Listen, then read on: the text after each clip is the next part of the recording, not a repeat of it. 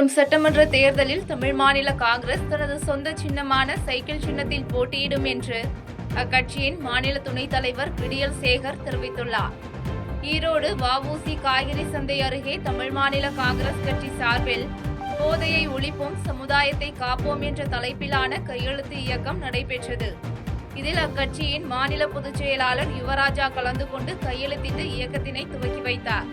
இதனைத் தொடர்ந்து கட்சியின் மாநில துணைத் தலைவர் விடியல் சேகர் செய்தியாளர்களை சந்தித்தார்.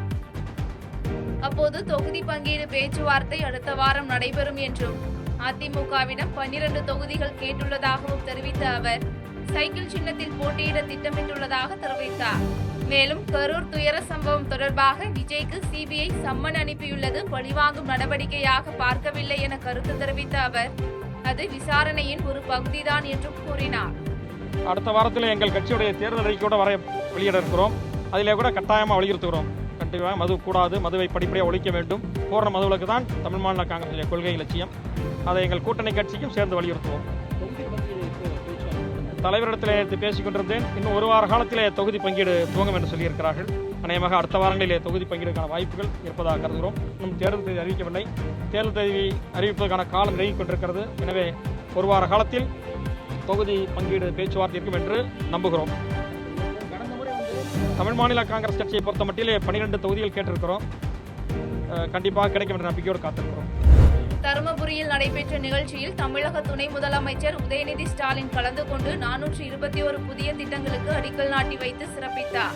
தருமபுரி மாவட்டத்தில் சுற்றுப்பயணம் மேற்கொண்ட தமிழக துணை முதலமைச்சர் உதயநிதி ஸ்டாலின் பல்வேறு முக்கிய நிகழ்ச்சிகளில் கலந்து கொண்டார். அப்போது 421 புதிய திட்டங்களுக்கு அடிக்கல் நாட்டி வைத்த துணை முதலமைச்சர் மாவட்டத்தின் உள்கட்டமைப்பு, கல்வி, சுகாதாரம், வருவாய்த்துறை மற்றும் வேளாண்மை துறை உள்ளிட்ட பல துறைகளில் 28,639 பயனாளிகளுக்கு 254.59 கோடி ரூபாய் மதிப்புள்ள நலத்திட்ட உதவிகளை நேரடியாக வழங்கினார். இந்த நிகழ்ச்சியில் வேளாண்மை துறை அமைச்சர் எம்.ஆர்.கே. பன்னீர்செல்வம், உணவு மற்றும் உணவுப் பொருள் வழங்கல் நுகர்வோர் பாதுகாப்புத்துறை அமைச்சர் சக்கரபாணி, தருமபுரி நாடாளுமன்ற உறுப்பினர் மணி, மாவட்ட ஆட்சியர் சதீஷ், மாவட்ட வருவாய் அலுவலர் கவிதா, உள்ளாட்சி அதிகாரிகள் உள்ளிட்ட பலர் கலந்து கொண்டனர். வேடநத்தம் கிராமத்தில் மர்மமான முறையில் கொலை செய்யப்பட்ட 12ஆம் வகுப்பு பள்ளி மாணவி குடும்பத்தினரை கனிமொழி எம்பி நேரில் சந்தித்து ஆறுதல் தெரிவித்தார். தூத்துக்குடி மாவட்டம் வேடநத்தம் கிராமத்தில் மர்மமான முறையில் கொலை செய்யப்பட்ட 12ஆம் வகுப்பு பள்ளி மாணவி குடும்பத்தினரை கனிமொழி எம்பி நேரில் சந்தித்து ஆறுதல் தெரிவித்தார். தொடர்ந்து குற்றவாளிகள் விரைவில் கைது செய்யப்பட்டு கடுமையான தண்டனை வழங்கப்படும் என தெரிவித்த கனிமொழி எம்பியிடம் சிறுமியின் சகோதரிக்கு அரசு வேலை வழங்க வேண்டும் என்று சிறுமியின் குடும்பத்தினர் கோரிக்கை வைத்தனர். இதனைத் தொடர்ந்து செய்தியாளர்களை சந்தித்த கனிமொழி எம்பி இளம் மாணவிக்கு மிகப்பெரிய கொடுமை நடந்துள்ளது என்றும் குற்றவாளிகளுக்கு கடுமையான தண்டனை பெற்றுத்தரப்பட வேண்டும் என்றும் தெரிவித்தார். இதையடுத்து வீட்டை விட்டு வெளியே வந்த கனிமொழி எம்பியை அந்த கிராம மக்கள் முற்றுகையிட்டு வாக்குவாதத்தில் ஈடுபட்டதால் அப்பகுதியில் சிறிது நேரம் பரபரப்பு ஏற்பட்டது.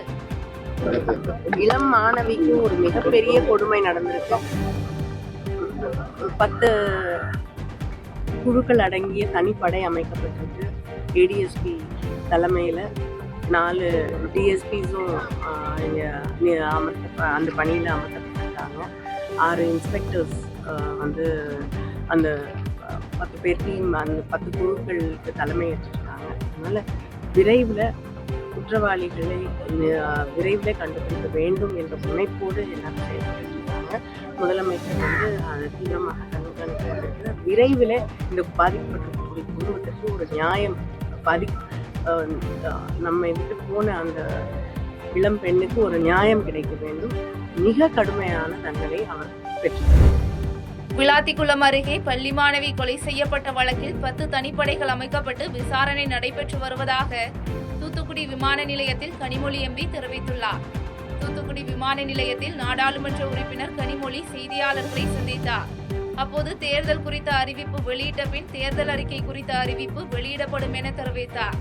தொடர்ந்து விளாத்திக்குளம் அருகே பள்ளி மாணவி கொலை செய்யப்பட்ட சம்பவம் குறித்த கேள்விக்கு இளம்பெண் உயிரை எடுப்பது என்பது கொடூரமான சம்பவம் என குறிப்பிட்ட அவர் குற்றவாளிகளை விரைந்து பிடிக்க வேண்டும் என்ற உத்தரவின் பேரில் ஏடிஎஸ்பி தலைமையில் 4 டிஎஸ்பிக்கள் 6 ஆய்வாளர்கள் என 10 தனிப்படைகள் அமைக்கப்பட்டு விசாரணை நடைபெற்று வருவதாக தெரிவித்தார். தொடர்ந்து வழக்கு சிபிசிஐடிக்கு மாற்றப்படுமா என்ற கேள்விக்கு 10 தனிப்படைகள் அமைக்கப்பட்டு விசாரணை நடைபெற்று வருகிறது என தெரிவித்த அவர் விரைவில் குற்றவாளிகளை கைது செய்ய போவதாக தெரிவித்தார். இல்லைங்க, போஸ்ட்மார்ட்டம் நடந்து இன்னும் முழுமையாக ரிப்போர்ட் வரல. அதனால அது எப்படிப்பட்ட சம்பவம் அப்படின்னு நம்ம சொல்ல முடியாது. ஆனா நிச்சயமாக ஒரு இளம் பெண்ணுடைய உயிரிழக்க ஒரு கொடுமையான சம்பவம் நடந்திருக்கு. முதலமைச்சர் அவர்கள் விரைந்து குற்றவாளிகளை கண்டுபிடிக்க வேண்டும் என்று உத்தரவிட்டிருக்கிறார்கள். ஒரு ஏடிஎஸ்பி தலைமையில 4 டிஎஸ்பிகள் 6 இன்ஸ்பெக்டர்ஸ் இதற்காகவே தனிப்படையாக அமைக்கப்பட்டிருக்கிறார்கள். 10 தனிப்படைகள் அமைக்கப்பட்டு எல்லா இடத்திலையும் விசாரணை நடந்து கொண்டிருக்கிறது. குற்றவாளிகள் நிச்சயமாக விரைவிலே கைது செய்யப்படும்.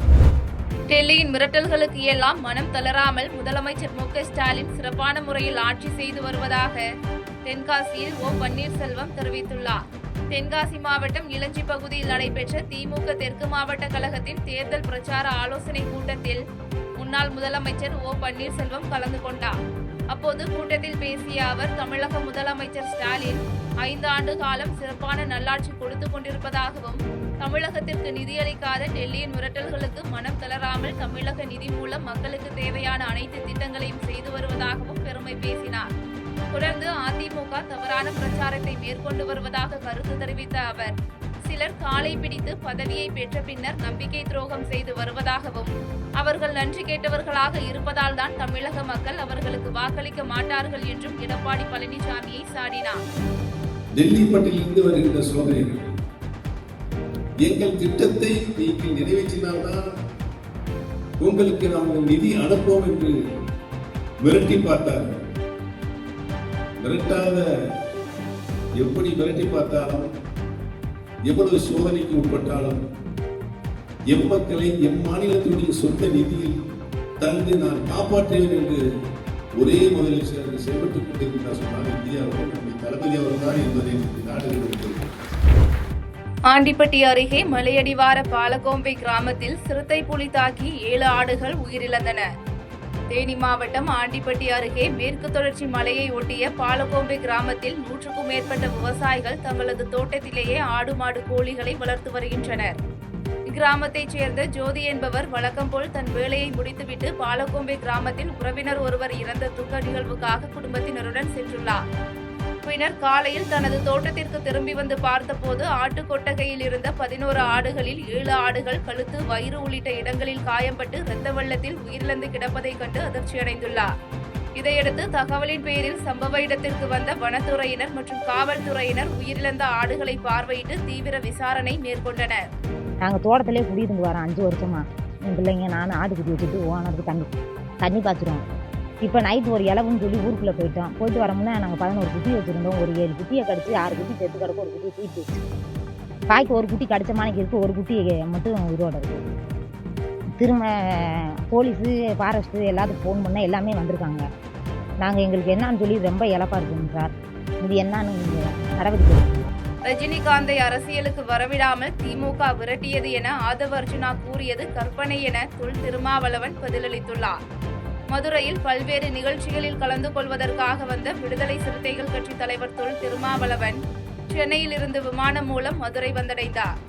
அப்போது செய்தியாளர்களை சந்தித்த அவர் ரஜினிகாந்தை அரசியலுக்கு வரவிடாமல் திமுக விரட்டியது என ஆதவ அர்ஜுனா கூறியது கற்பனை என நினைப்பதாகவும் அரசியல் அதிகாரம், கட்சி போன்றவற்றிற்கு மயங்கக்கூடியவர் ரஜினி இல்லை என்றும் கருத்து தெரிவித்தார். மேலும் ரஜினியின் ஆளுமையை கொச்சைப்படுத்தக் கூடாது எனவும் வலியுறுத்தி பேசினார்.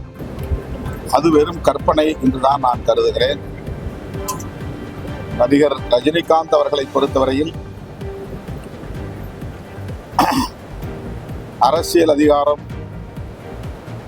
ஆட்சி போன்றவற்றுக்கு ஆர்வம் காட்டக்கூடியவர் அல்ல, அல்லது மயங்கக்கூடியவர் அல்ல. அவர் அந்த நிலையில் இருந்தெல்லாம் வெளியேறிவிட்டார், விலகி நிற்கிறார். அவரை யாரும் ஆசை காட்டி மயக்கி அரசியலுக்குள் இழுக்க முடியாது.